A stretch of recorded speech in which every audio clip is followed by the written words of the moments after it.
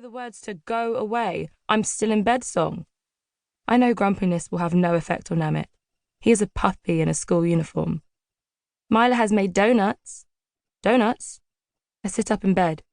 When did Mila learn how to make donuts? I don't know. I don't know, Amit sings. Then before I can throw anything else at him, he runs out of my room and back to where the food smells are coming from. I place my feet on the cool marble floor and follow the donut smell. Good afternoon. My dad looks up from some papers on the table as I wander into the dining room. He's hilarious. I'm sorry, but we had to eat your donuts too. We were worried they might slow you down. I know you like to be ready first. I look from the empty plate in the middle of the table to Amit's sugary, grinning mouth. What? We've got loads of time, haven't we? We never have loads of time, Dad says, raising his eyebrows. But I think you might be in luck. Mila appears in the kitchen doorway, holding a small plateful of donuts.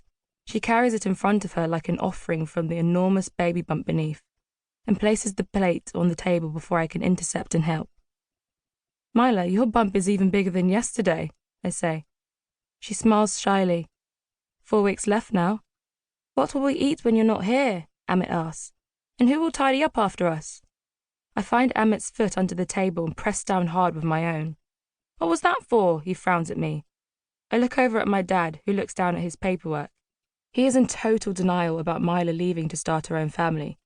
She came to work for us after Mum died. Dad said he had to find someone fast, before Amit starved. Mila started on a trial, and 8 years later she's still here, but not for much longer. Mila says she has a friend who could take over from her, someone she grew up with, someone trustworthy. Dad should snap her up, but there never seems to be a good time for Mila's friend to visit. I don't think they let you into school wearing bedclothes, Dad says without looking up. Especially ones like yours, adds Amit. I ignore them and sink my teeth into warm donut. Bella thinks it's weird that we all have breakfast together. Her dad is always having breakfast meetings or flying off somewhere. Literally. It sounds like a good arrangement. Outside a car honks, followed by 3 or 4 other honks and a man shouting. The rain will make the traffic worse than ever today. Too many millions of people on the city roads, which might be flooded. Delicious, Mila, I shout, in the direction of the kitchen. Not so loud, Dad scolds half-heartedly. Mila appears in the kitchen doorway again. She walks over to my father, moving silently, lightly, despite the extra weight she is carrying. Mr. Morrill, tonight would it be a problem if I left at 6 o'clock?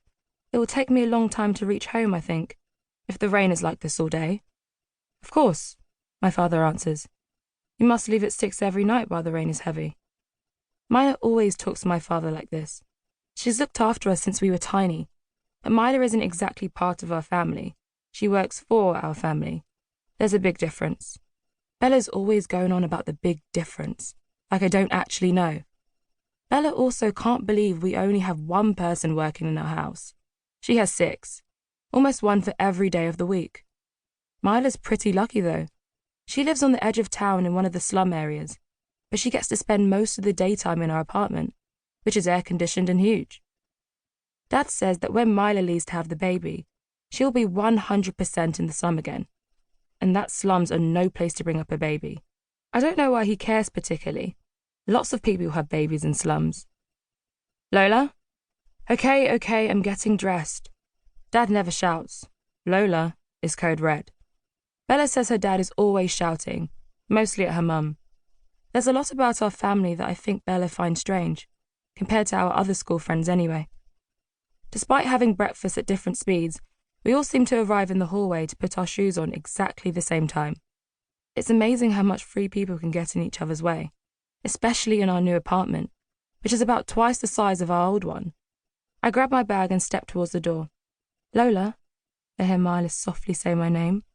I turn round and she passes me a warm paper packet. I know there are 2 donuts inside.